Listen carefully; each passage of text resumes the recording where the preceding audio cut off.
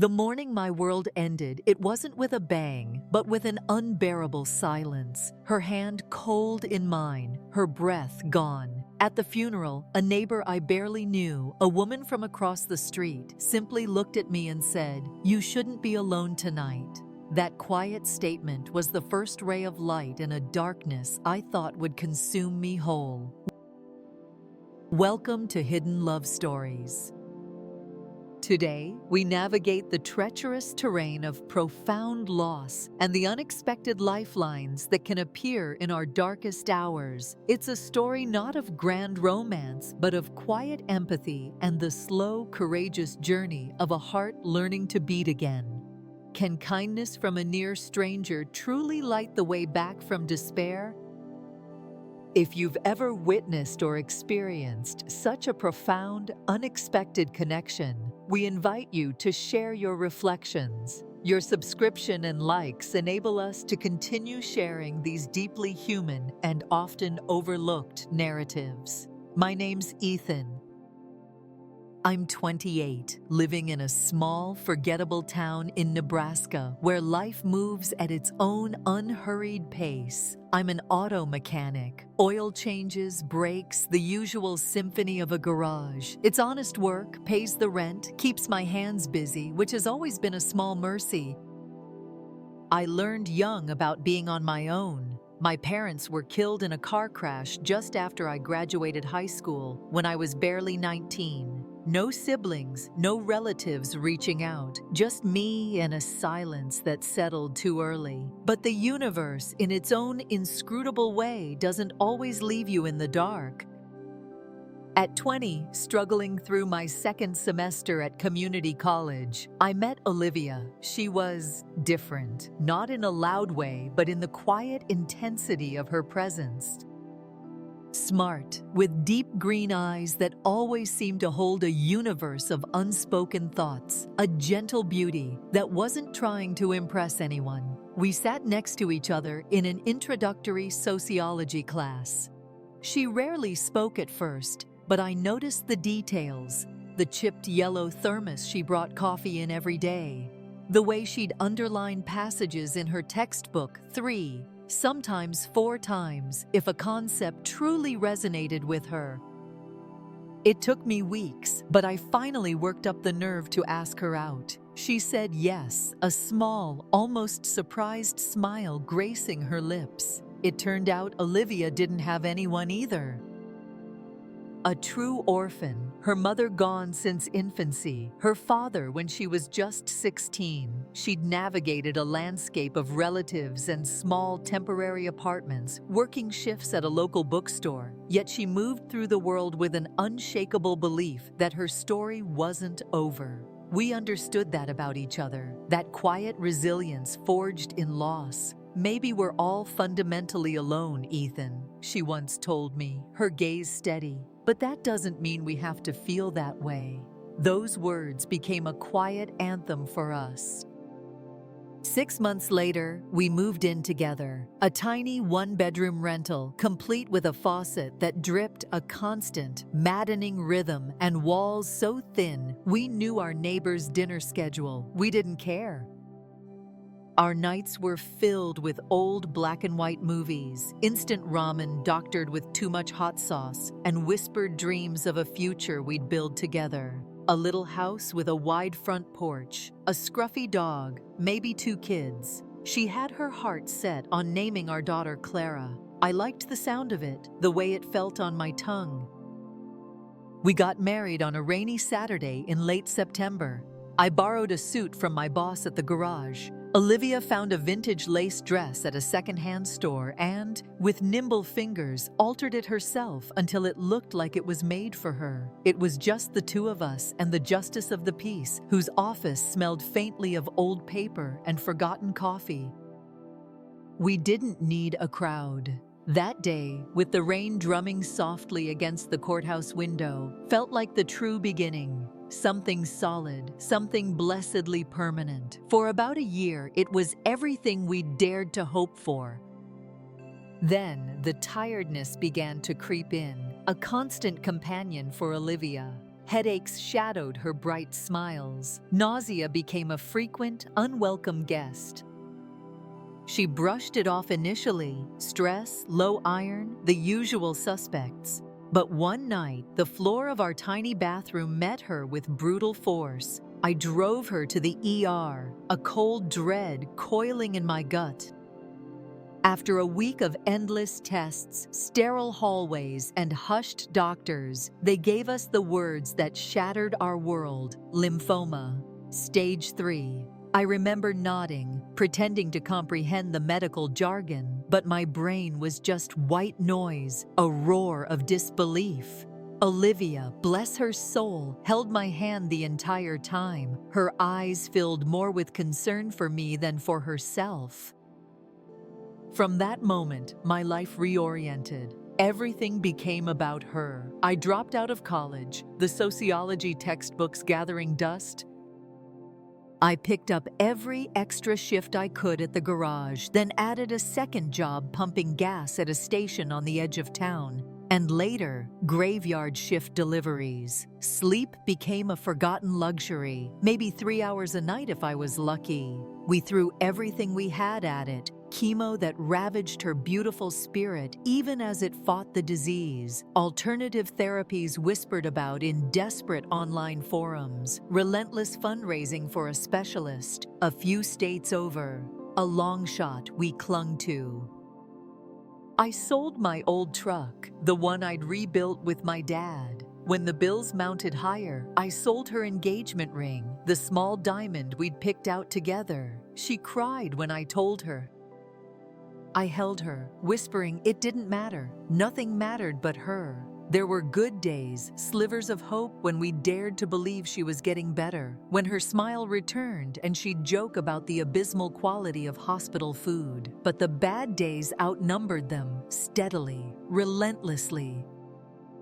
Days she couldn't leave the bed, her skin a translucent pale, her voice a fragile whisper. The last 2 months were the hardest. She stopped wanting visitors, saying she didn't want to be remembered as a shadow of herself. It was just me and her in that tiny rented bedroom, the windows always open, as if the spring breeze could carry away the pain that clung to her. I read to her every night, mostly poetry. Mary Oliver was her favorite. Sometimes she'd drift off to sleep while I read, her breathing shallow, and I'd stay awake for hours, just listening, terrified of the silence that I knew was coming. Then one morning, I woke up and she didn't. That was it. No dramatic final words, no cinematic fade out. Just an absolute crushing silence. I sat on the edge of that bed for what felt like 2 hours before I could bring myself to call anyone. I couldn't move, couldn't speak. I just stared at her hand in mine, marveling at how small and fragile it felt, how still. This can't be it, I remember thinking, a desperate, silent scream. This isn't how our story ends. But it was. The funeral was 3 days later, a sparse gathering, a dozen people maybe. Some old college friends who still remembered our early days, a compassionate nurse from the oncology clinic, Olivia's old boss from the bookstore. No family. I stood there beside the simple casket, feeling like my lungs had forgotten how to draw air. The sun was bright, almost aggressive in its cheerfulness, mocking my grief. Birds sang with an infuriating normalcy. Olivia had loved days like that. People mumbled condolences, their words a meaningless blur. She was special. She's in a better place. You were lucky to have each other. I didn't want to hear any of it. I wanted to scream at them to stop, to leave me with the silence she had left behind. Then, just as I was about to turn and walk back to the car, a voice beside me, quiet but firm. "Ethan." I turned. It was Sophia, my neighbor from across the street. She was wearing a simple black dress, no makeup, her dark hair pulled back.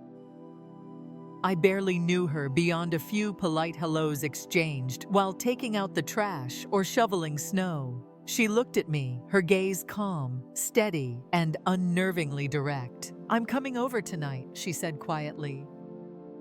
"You shouldn't be alone." Then, before I could form a response, before the shock of her words even registered, she turned and walked away. Maybe I wouldn't have answered anyway. I didn't know what I felt, only a vast, echoing emptiness.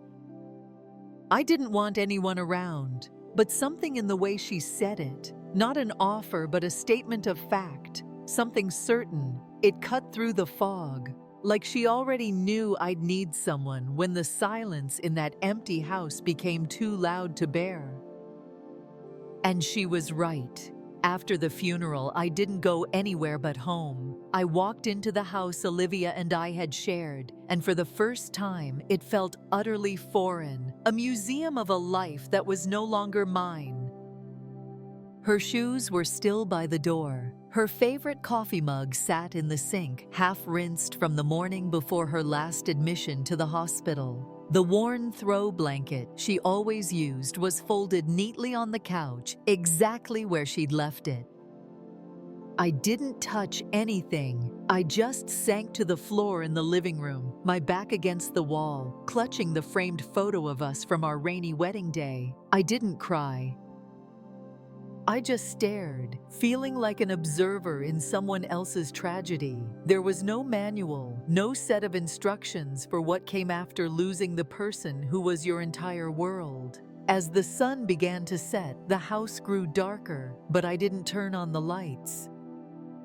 I couldn't. The light felt wrong, like it would only make the emptiness louder, more defined.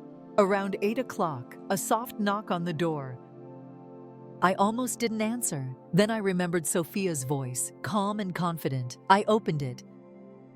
There she was, same black dress, but she'd swapped her heels for flats. In one hand, she held a brown paper bag that smelled faintly of herbs and warmth.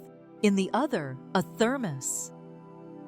Her eyes, a clear, steady hazel, didn't dart around or avoid mine. She just looked at me, a deep, quiet understanding in her gaze, then said softly, "Can I come in?"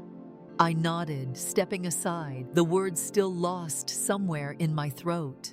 She walked in, not like an intruder, but like someone who understood that sometimes just being there is more important than anything you could say. She placed the bag on the kitchen counter. Homemade soup, a loaf of fresh bread, a couple of apples. Simple. Warm. "Figured you hadn't eaten," she said simply. I hadn't. The thought of food had been an alien concept. She poured tea from the thermos, handed me a cup. We sat on the couch, the one Olivia loved.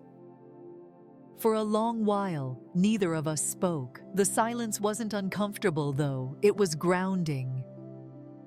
I think she knew words, if spoken too soon, could feel like shards of glass. Eventually, she asked, her voice gentle, "Do you want to talk about her?" I didn't even realize I'd been holding my breath until it escaped me in a ragged sigh. "I don't know what to say," I told her, the admission itself a relief. "You don't have to say anything you don't want to," she replied. But I did. Suddenly, I needed to. I talked for hours. I told her how Olivia always hummed, slightly off-key when she washed dishes, how she used to draw tiny, intricate flowers in the margins of her gardening books, how she detested the smell of oranges but inexplicably loved orange-flavored candy, how she kept a secret list of baby names on her phone, names she'd never let me read, just in case. I told Sophia about the crushing fear I'd lived with every single day after the diagnosis, the brave face I'd put on for Olivia while I cried in my car before work. I confessed how useless I felt, despite working myself to exhaustion, despite selling every material thing we owned to fund treatments that ultimately failed.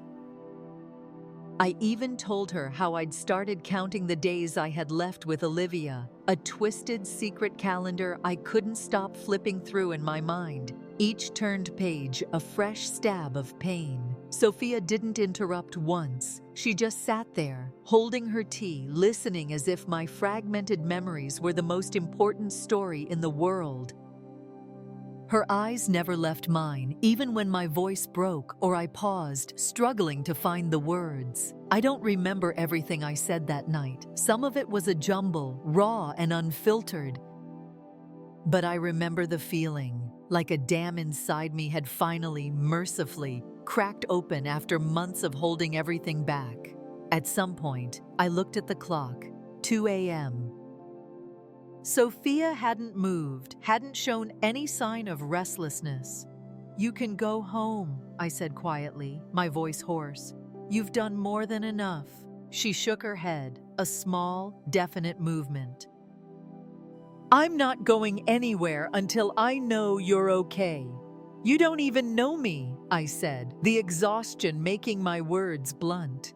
She hesitated for a beat, then replied, "I've seen you, Ethan. That's enough for now." After a long pause, I asked, "Why? Why did you come tonight?"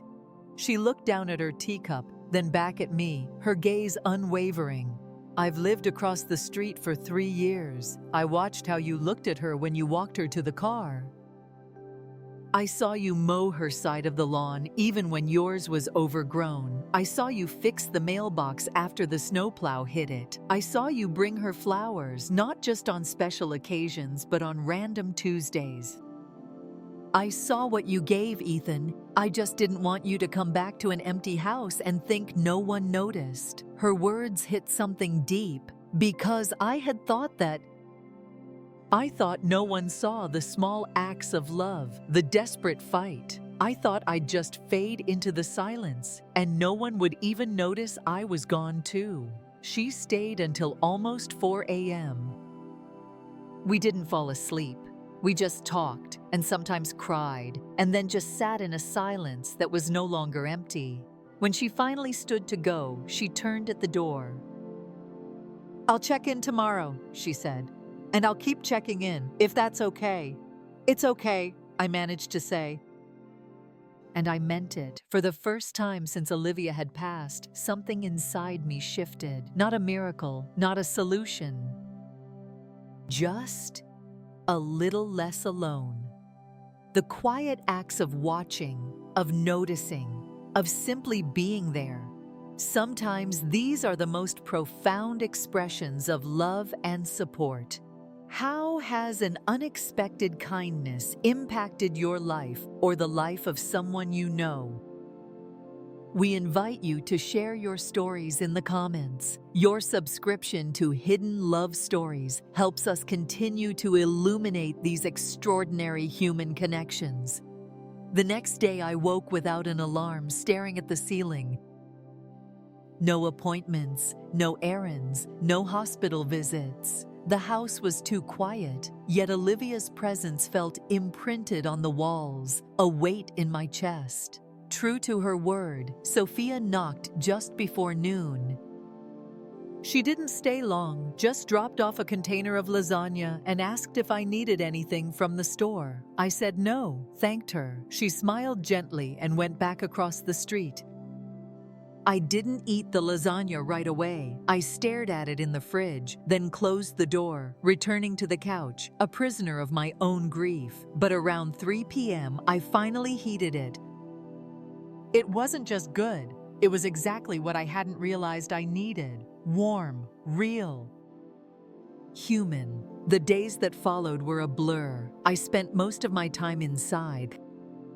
I wasn't working. I'd used up all my vacation days during Olivia's last few weeks, and my boss, bless him, said to take as long as I needed. Sophia kept checking in, a grocery bag, a note with a simple, "Call if you need anything." I never called, but I read every note. Slowly, I started answering the door instead of waiting for her to leave things on the porch. One afternoon, maybe 2 weeks after the funeral, she knocked. "Want to go for a walk?" she asked. A walk? I was surprised. Just down the block, she said. It's too nice a day to be stuck inside. It wasn't much, just a 15-minute loop, but I agreed. We didn't talk about anything heavy. The weather, a neighbor's ridiculously late Halloween decorations, a broken swing set. It felt normal, which in a strange way felt wrong at first, like I was betraying Olivia's memory by laughing or noticing the sun. Sophia must have sensed it. At one point, she stopped and turned to me. "You're allowed to smile, Ethan," she said softly. "You're allowed to live." That sentence stayed with me for days. That was the first walk, then another and another. It became a quiet routine. Every few days, we'd walk. Sometimes we'd sit on my front porch after and drink coffee. She made good coffee, dark and strong, the kind that lingered. We didn't talk about anything deep unless I brought it up, and even then, she never tried to fix me or offer advice. She just listened. One night in December, I found myself at her door with a small container of ginger cookies I'd baked. I don't know why. I just remembered her mentioning they were a favorite, and I had a mix Olivia had bought months earlier. Sophia opened the door, surprised. "You baked?" I shrugged. "Tried, no guarantees." She laughed and let me in. That night, we talked about our lives before we'd really known each other. She told me about Denver, working as a veterinary technician, about her dog Milo, who'd passed last year. Never married, no kids, not because she didn't want a life, just it hadn't gone that way. I told her about Olivia, not just the hard stuff, but the good. Lying in the backyard counting airplanes, entering a dance competition like idiots, her love for small, easily missed moments. Sophia smiled through it all, not with pity, but with an understanding of what those memories meant. She never once said, "You'll move on," or "She's in a better place." That made all the difference. She didn't treat my grief like an illness to be cured. By January, it was our new rhythm. She'd stop by.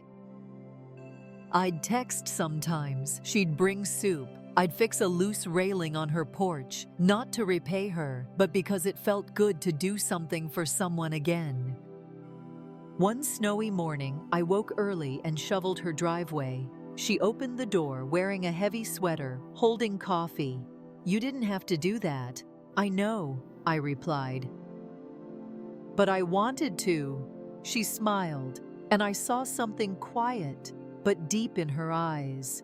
Appreciation, recognition, real. That afternoon, she left a folded piece of paper on my doorstep. "You don't have to walk this road alone.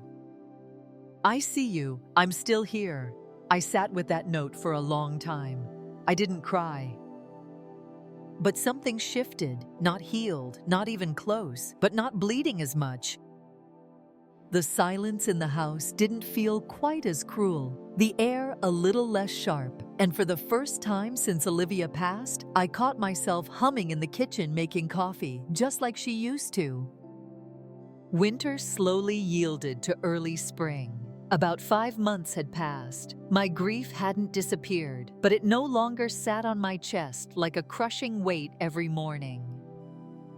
Sophia was a central part of my life. It was all gradual, like the slow thaw of frozen ground. First, her checking in. Then dinners, Sunday walks. Evenings, she stayed longer, sometimes falling asleep on the couch, head tilted slightly toward me. It felt good, natural. I missed her voice when a day passed without talking. Listened for her door across the street. Her presence was a comfort, a necessary one. Still, guilt lingered. Olivia was gone. I hadn't betrayed her, but laughing with Sophia, the warmth when her arm brushed mine passing coffee, it felt like cheating on a memory I knew wouldn't return, no matter how tightly I clung to it. Sophia never pushed, never crossed lines, never defined us. She made space for my grief, and in that space, something new quietly grew. One afternoon in early April, we sat on a bench overlooking a narrow river, a spot Olivia had loved. I hadn't been back since her diagnosis. "Haven't been here in a long time," I said quietly. Sophia just nodded. "I used to come here with Olivia. Sandwiches, feed the ducks." She smiled faintly. "You loved her a lot," she said, a soft statement of fact. I nodded. She was my whole world. "Now I don't know who I am without her." Sophia turned, her face calm. "You're still you, Ethan. You're just figuring out the version of yourself that exists after." Her words, plain and unadorned, felt truer than anything I'd heard. When we left, she just walked beside me, close enough to feel, not too close to confuse. That evening, after dinner, she stayed later. TV droning, she sat with her tea, eyes tired but peaceful. "Sophia," I said, almost without thinking. "Yeah? Why me? Why are you doing all this?" "You didn't owe me anything. You didn't even really know me before." She was quiet, then set her mug down, looking at me firmly. "Because I saw you," she said. "Before, during, after. I saw how you loved her, how you tried, how you broke, and how you still kept going." She paused. "And because I wanted to." I nodded. Something shifted again. Later that week, I asked her to help clean out the guest room, wanting her part of my space. We cleared boxes, sorted books, folded a blanket Olivia had crocheted. Sophia held it. "Want to keep this?" "Yeah," I said, not ready to let it go. She placed it gently in a storage bin. The room felt lighter. The following weekend, I made dinner for her. Pasta, garlic bread, salad, set the table, lit a candle, opened windows. The breeze reminded me of Olivia, but without the pain. Sophia arrived, saw the table, smiled. "You didn't have to." "I know, but I wanted to." After dinner, on the porch steps, sun setting, she leaned her shoulder slightly against mine.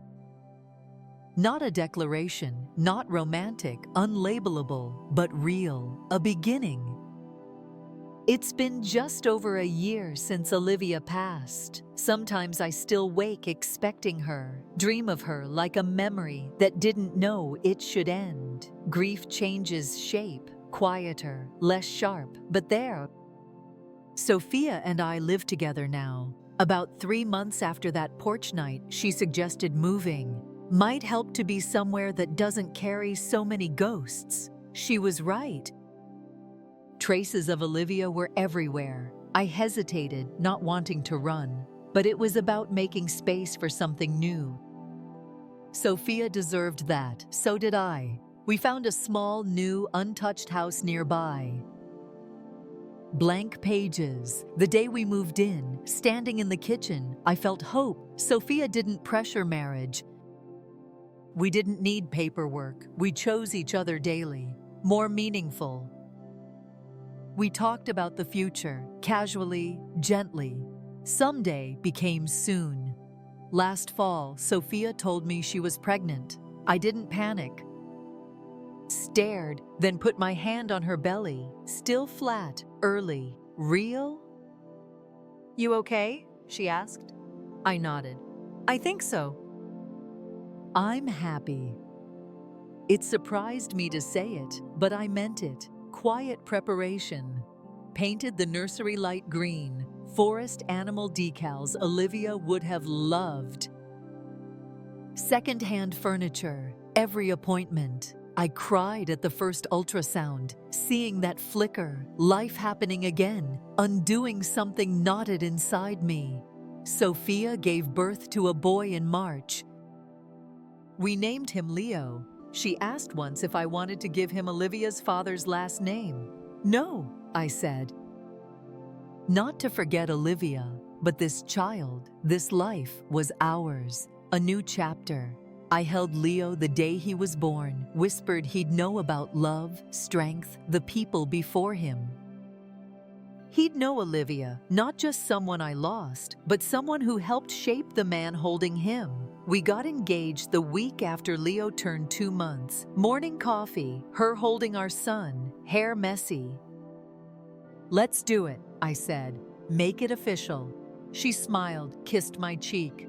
"Took you long enough." That was it. Small backyard wedding, close friends, Sophia's cousin, our old neighbor. A photo of Olivia on the mantle, wildflowers. Sophia placed her bouquet there, her idea. She never tried to erase Olivia. She made room. That's why I know I chose right. Life didn't go as planned.